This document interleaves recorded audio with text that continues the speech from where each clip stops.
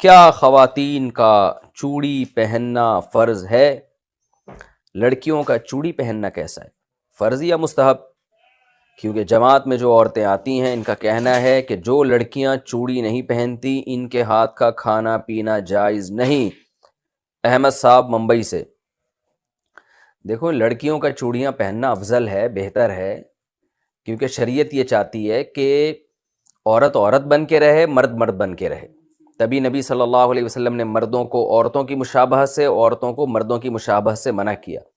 اور ایک خاتون کا ہاتھ آپ صلی اللہ علیہ وسلم نے دیکھا جس پہ مہندی نہیں تھی، تو ان کو تنبیہ کیا آپ صلی اللہ علیہ وسلم نے۔ تو اس لیے علماء کہتے ہیں کہ عورت کے لیے عورت بن کے رہنا ہی بہتر ہے، تو اس لیے چوڑیاں افضل ہیں، بہتر ہے، لیکن فرض واجب بہرحال نہیں ہے، اور کوئی نہ پہنے تو کوئی واجب نہیں ہے۔ اور اس کے ہاتھ کا یہ کھانا نہ کھانا یہ بھی غلط ہے، کھانا بھی کھا سکتے ہیں اس کے ہاتھ کا، کوئی حرج نہیں ہے اس میں۔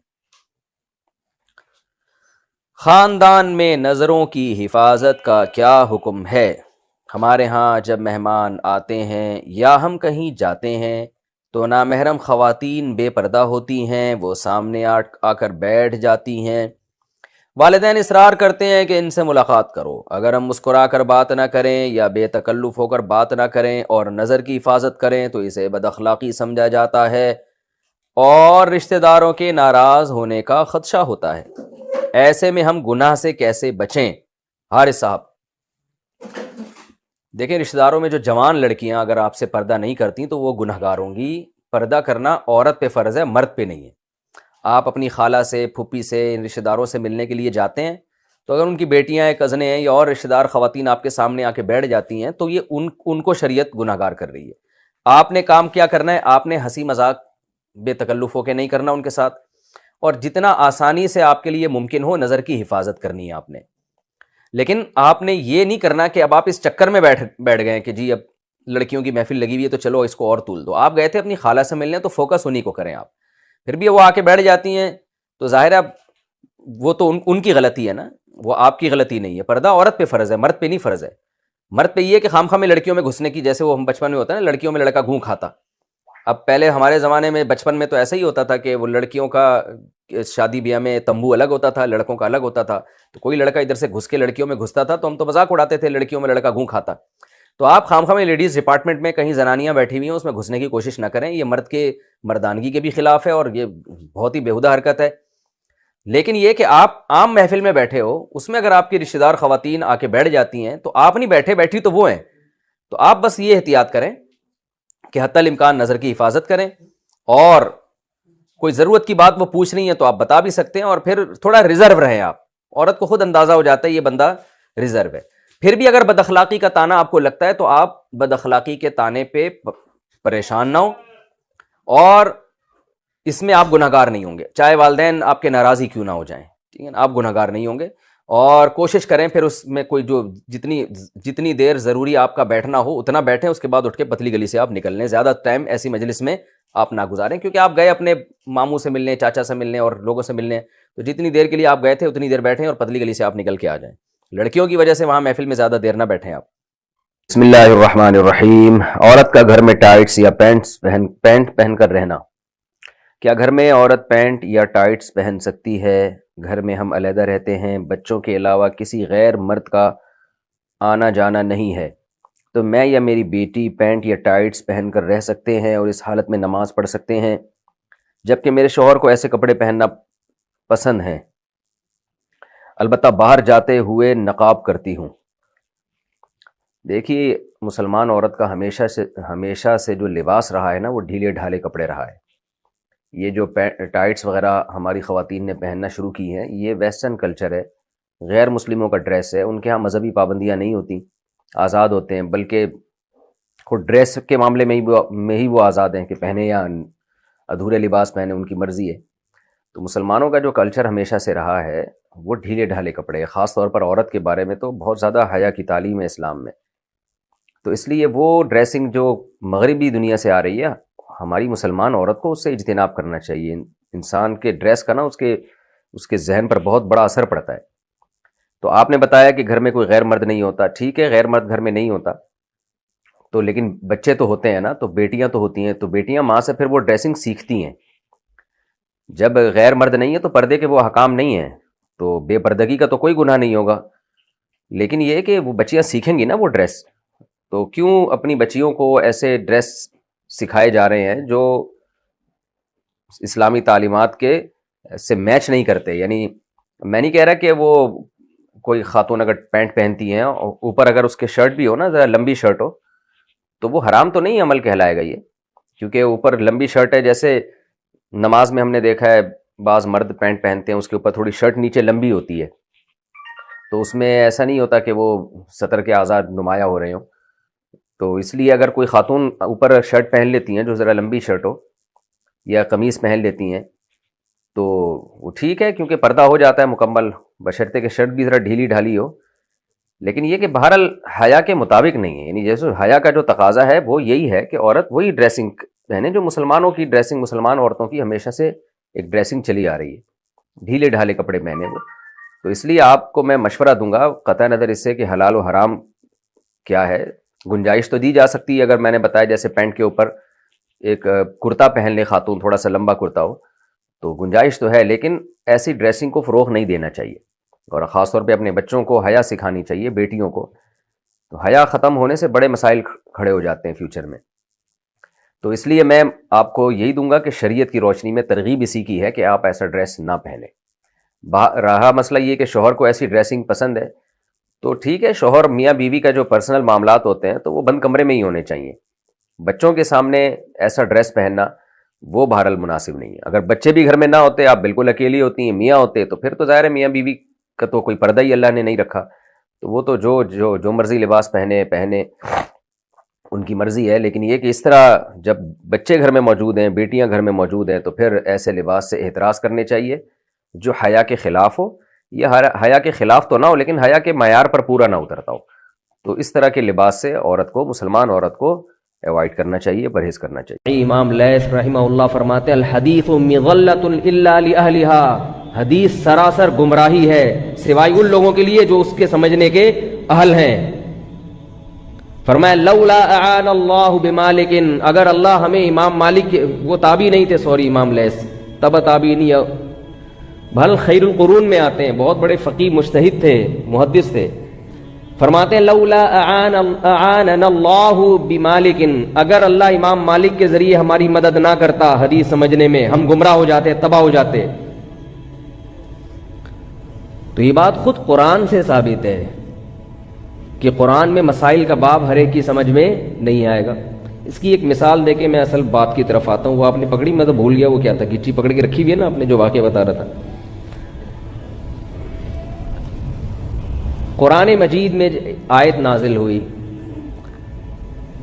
کلوا واشربوا حتى يتبين لكم الخيط الابيض من الخيط الاسود، رمضان میں تم کھا سکتے ہو کب تک؟ جب تک صبح سفید دھاگا سیاہ دھاگے سے ممتاز اور جدا نہ ہو جائے. صبح سفید دھاگا سیاہ دھاگے سے ممتاز اور جدا نہ ہو جائے. صحابی نے کیا کیا، رمضان میں رات کو اپنے تکیے پر ایک کالا دھاگا اور ایک سفید دھاگا رکھ کے سو گئے. اٹھ کے صبح دیکھ رہے ہیں کہ سفید، اتنی روشنی ہو جائے کہ سفید دھاگا کالے دھاگے سے ممتاز ہو جائے. تو نبی کے پاس آ کے پوچھا، آپ صلی اللہ علیہ وسلم نے فرمایا اس کا یہ مطلب نہیں ہے، یہاں دھاگے سے یہ والے دھاگے مراد نہیں ہیں. صبح صادق کی جو سفید پٹی ہے جو کالی روشنی سے ممتاز ہو جائے، کیونکہ وہ بھی مستطیل پھیلتی ہے، وہ بھی دھاگے کی طرح ایسے لمبی پھیلتی ہے وہ روشنی، وہ مراد ہے دھاگے سے. صحابی کو قرآن سمجھنے میں غلطی ہوئی کہ نہیں ہوئی؟ حالانکہ وہ عربی جانتے تھے. آج کل جتنے انجینئر پروفیسر بیٹھے ہوئے ہیں نا، ان لوگوں کو عربی بھی نہیں آتی، ترجمے دیکھ دیکھ کے باتیں کرتے ہیں. ایک صاحب مجھے کہنے لگے کہ یہ جو امام ابو حنیفہ نے حدیث کی مخالفت کی ہے کہ 3 رکعت وتر پڑھتے ہیں، حدیث میں تو 1 رکعت وتر کا ذکر ہے. میں نے کہا کون سی حدیث ہے جس میں 1 رکعت وتر کا ذکر ہے؟ انہوں نے کہا حدیث میں آتا ہے کہ یوتر بواحدۃ، کان نبی صلی اللہ علیہ وسلم یوتر بواحدۃ، 1 رکعت وتر پڑھا کرتے تھے. تو میں نے کہا یہ حدیث کا ترجمہ کون سی حدیث میں ہے؟ یہ جو آپ اس کا ترجمہ کر رہے ہو یہ کون سی حدیث میں یہ والا ترجمہ؟ تو انہوں نے کہا ترجمہ تو حدیث میں نہیں ہوگا نا، ترجمہ تو اردو میں ہوگا تو اردو تو تھی نہیں. تو میں نے کہا جس آدمی نے اس حدیث کا ترجمہ کیا ہے آپ کو یہ پتہ ہے کہ یہ ترجمہ اس کا بنتا ہے کہ نہیں بنتا؟ اس معاملے میں بھی تو آپ تقلید کر رہے ہو، جو انہوں نے لکھ دیا آپ نے مان لیا. یو تیرو کا یہ مطلب لینا، ہمیشہ یہ مطلب لینا کہ ایک رکعت وتر پڑھتے تھے، یہ مطلب لغت میں جو یو تیرو کا اصل مطلب ہے او ترا یو تیرو ایتارن، جفت کو طاق بنا دینا. ایون جو عدد ہوتا ہے نا اس کو آڈ کہتے ہیں جو دو پہ تقسیم نہ ہو سکے. میں بڑا کنفیوز رہتا تھا کہ ایون جو ہے وہ جفت کو کہتے ہیں یا طاق کو کہتے ہیں، یہ بھول جاتا تھا. تو میں نے پھر ایک ایسے جو الفاظ ہوتے ہیں نا جو مشابہ ہوتے ہیں ان کے لیے کچھ علامات رکھ لیا کریں. تو ایون میں 4 عدد ہیں، 4 حروف ہیں ای وی ای این، اور آڈ میں کتنے ہیں؟ 3. اس کا مطلب یہ آڈ جو ہے نا وہ اعداد ہوں گے جو 2 پہ تقسیم نہیں ہوتے، اور ایون وہ ہوں گے جو 2 پہ تقسیم ہو جاتے ہیں. یہ بڑی ٹیکنیکل باتیں، اس طرح لفظ یاد رہتے ہیں. قرآن مجید میں 2 الفاظ استعمال ہوئے ہیں، سندس اور استبرق. سندس کہتے ہیں باریک ریشم کو، استبرق کہتے ہیں موٹے ریشم کو. ابھی ہم طلب علمی کے دور میں یاد کر کر کے تھک جاتے تھے، پھر بھول جاتے تھے کہ موٹا ریشم ان میں کون سا ہے اور باریک کون سا ہے. تو ہمارے استاذ نے کہا استبرق قاف، یہ جو آ رہا ہے نا موٹا موٹا لفظ آ رہا ہے نا، کیا خیال ہے؟ استبرق، رق بولو گے قاف آ رہا ہے، قاف موٹا تازہ ہوتا ہے، قاف ویسے بھی گول ہوتا ہے. جو گول کس لوگ ہیں وہ دیکھنے میں قاف لگ رہے ہوتے ہیں. تو سندس میں ایسا نہیں ہے، سندس باریکی آ رہی. تو اس کے بعد ہمیشہ سے یاد ہو گیا کہ بھئی استبرق موٹا ریشم اور سندس باریک ریشم. اسی طرح ایک لفظ ہے رمل اور ایک لفظ ہے عربی میں رمل. جب ہم عمرے پہ جاتے ہیں یا حج پہ جاتے ہیں تو پہلے 3 چکر میں سینہ اکڑا کے، مرد کے لیے سینہ اکڑا کے چلنا سنت ہے. اور کسی حدیث میں عورت کو سینہ اکڑا کے چلنے سے منع نہیں کیا گیا، مگر پوری امت کا اجماع ہے کہ عورت رمل نہیں کرے گی. اس سے پتہ چلتا ہے کہ ہر مسئلہ حدیث میں بیان نہیں ہوتا. کسی حدیث میں عورت کو مردوں کی طرح رکوع کرنے سے منع نہیں کیا گیا، اس کے باوجود چاروں ائمہ کا اتفاق ہے کہ عورت مردوں کی طرح رکوع نہیں کرے گی، سمٹ کے کرے گی، کیونکہ وہ عورت ہے. وہ اکڑ کے نماز نہیں پڑھے گی، وہ سردے میں اپنے سرین کو نہیں اٹھائے گی. وہ عورت کا عورت ہونا ظاہر کرے گی کہ میں عورت ہوں، مرد نہیں ہوں. تو جن چیزوں کا تعلق پردے سے اور حیا سے ہے اس میں عورت تمام باتوں میں مرد سے خود بخود جدا ہے. سمجھ میں آ رہی ہے بات؟ تبھی عورت زور سے لبیک نہیں کہے گی، حالانکہ کسی حدیث میں زور سے لبیک کہنے سے عورت کو منع نہیں کیا گیا. یہ جو لوگ کہتے ہیں نا کہ صلو کما رأیتمونی اصلی، نبی نے فرمایا جیسے میں نماز پڑھتا ہوں ایسے پڑھو، تو نبی نے یہ بھی تو فرمایا حج جیسے میں نے کیا ویسے کرو، خذوا عنی مناسککم، جیسے میں نے حج کیا ایسے کرو. تو نبی نے تو صفا مروہ میں دوڑ لگائی ہے. تو ہم یہ حدیث عورتوں کو کیوں نہیں سناتے کہ نبی نے دوڑ لگائی ہے اور نبی نے فرمایا؟ حدیث کا مفہوم تو یہی ہوا نا کہ جیسے میں نے حج کیا ویسے ہی کرو. تو نبی نے تو دوڑ لگا کے کیا، تم آہستہ کیوں کر رہی ہو؟ تم بھی دوڑو. ظاہر ہے یہی کہا جائے گا کہ جن چیزوں کا حیا سے تعلق ہے اسلام اس میں عورت کو عورت دیکھنا چاہتا ہے، اس میں عورت کا عورت پنا جھلکنا چاہیے. یہ بھی میرا موضوع نہیں ہے، اس پر کہنے کے لیے اور بہت کچھ ہے، کیونکہ میں پھر وہ لوگوں کے سوالات شروع ہو جاتے ہیں کہ بھئی یہ والی بھی تو ہے، یہ بھی تو ہے، یہ بھی تو ہے. تو ابھی اس کو فی الحال ہم یہ درمیان میں آ رہے ہیں، گولے گنڈے والے بھی آ رہے ہیں، گرمنڈے. وہ تو جب ٹرین چلتی ہے تو آپ کو پتا ہے اسٹیشن پہ پھر ہر آدمی ٹرین پہ تو چڑھتا ہے نا. تو اب تو وہ ٹرینوں میں آوازیں ہی نہیں آتی گرمنڈے. پہلے زمانے میں کھڑکیاں کھلی ہوتی تھی ٹرین کی، دھول مٹی آ رہی ہوتی تھی. اور اب تو ٹرینیں بھی بڑی لگژری سی ہو گئی ہیں، وہ مزہ ہی ٹرین کا ختم ہو گیا. بیٹھو آرام سے لاہور پہنچ گیا آدمی، تو مزہ ہی نہیں آیا. پہلے ہم چھکا چھک کرتے ہوئے جاتے تھے، لیٹرین میں پہنچنا ایک بہت بڑا مجاہدہ ہوتا تھا. واش روم کے باہر غریبوں کی ایک پوری لائن ہوتی تھی جو بغیر ٹکٹ سفر کر کے وہاں سو رہے ہوتے تھے. ان غریبوں کو پھلانگتے ہوئے جانا، ان سے ریکویسٹ کرنا، پھر وہاں جانا اور پانی بھی مل جانا. اتنی سکون ملتا تھا، لوگ ریلیکس ہو جاتے تھے کہ یار اللہ کی اتنی نعمتیں. کیونکہ ٹینشن کے بعد جو سکون ملتا ہے تو اس سکون کی جو اس سکون میں جو لذت اور مزہ ہے وہ بغیر ٹینشن والے سکون میں نہیں ہے. تو خیر میں یہ کر رہا تھا، کیا بات تھی جو ابھی میں یہاں سے اس میں جو موضوع ذہن میں لے کے بیٹھو نا تو پھر وہ اسی پہ کنٹینیو رہتا ہے آدمی. لیکن یہ بھی علمی باتیں ہیں، یہ الگ موضوع کے تحت پھر آتی. ہاں میں اس کر رہا تھا کہ دیکھو صحابی رسول نے آیت کا مطلب غلط سمجھا. اس پر قرآن مجید کی آیت نازل ہوئی، ایک لفظ نازل ہوا من الفجر، فرمایا کلو وشربو حتی یتبین لکم الخیط الابیض من الخیط الاسود من الفجر کا لفظ نازل ہوا تاکہ دوبارہ کسی کو کنفیوژن نہ ہو. من الفجر یعنی فرمایا کہ اس سے مراد کیا ہے؟ فجر کی روشنی ہے، دھاگے مراد نہیں ہے. یہاں ایک سوال پیدا ہوتا ہے کہ قرآن یہ کنفیوژن پہلے ہی دور کر دیتا تاکہ یہ نوبت ہی نہ آتی. ایک لفظ صحابی کے نہ سمجھنے کی وجہ سے بعد میں نازل کیا جا رہا ہے، تو اللہ تو عالم الغیب ہے، اللہ پہلے ہی کنفیوژن دور کر دیتے، من الفجر نازل کر دیتے. کیا خیال ہے بھائی؟ تو بھائی اللہ اگر پہلے کر دیتے نا نازل، تو یہ فلسفہ پھر سمجھ میں ہمارے لیے آپ کو سمجھانا بہت مشکل ہوتا کہ اللہ کے بیان کے بغیر یا نبی کے بیان کے بغیر قرآن سمجھ میں نہیں آتا. یہ بات پھر سمجھ میں نہیں آتی. سمجھ میں آ رہی؟ اب آ گئی سمجھ میں یا اب بھی نہیں آئی؟ شکر ہے. تو میں یہ عرض کر رہا تھا میرے بھائی کہ جن سوالات کی تیاری ضروری ہے، عوام کی توجہ ان سوالات کی تیاری کی طرف نہیں ہے، اور ان علماء سے عوام محبت بھی نہیں کرتی. عوام کو بھی مزہ آتا ہے چسکے لینے میں. جب تک ایک دوسرے پہ مولوی حضرات کیچڑ نہ اچھالیں، طنز نہ کریں، مناظرے بازی، چیلنج بازی، وہ اس کو پچھاڑ دیا، اس نے اس کو پچھاڑ دیا، اس کے بغیر مزہ نہیں آتا. تو ہم سب کو، مجھے بھی اور آپ کو بھی اپنی قبر کی فکر کرنی چاہیے. سب سے پہلے سوال ہوگا توحید کے بارے میں، اور توحید کا وہ مفہوم جو قرآن نے بیان کیا. ایک اپنی گھڑی ہوئی توحیدیں بھی آج کل مارکیٹ میں چل رہی ہیں. بزرگوں کو اپنی زندگی سے نکال دینا، اس کو لوگ سمجھتے ہیں توحید. میں صرف اللہ کو مانتا ہوں، کسی بزرگ کو نہیں مانتا. میں نے کہا اپنی بیوی کو کیوں مانتا ہے تو؟ ہے بھائی، اپنے باپ کو کیوں مانتا ہے؟ بعض لوگ بزرگوں سے محبت کا اظہار ان کے ہاتھ چومنے کو بھی شرک سمجھتے ہیں. اللہ کے بندوں، کسی سے عقیدت محبت میں ہاتھ چوم لینا شرک کا اس سے کیا تعلق ہے؟ میں مانتا ہوں کہ زیادہ نہیں ہے چوما چاٹی جو اس طرح کی بزرگوں کی ہوتی ہے، اس سے نقصان ہوتا ہے.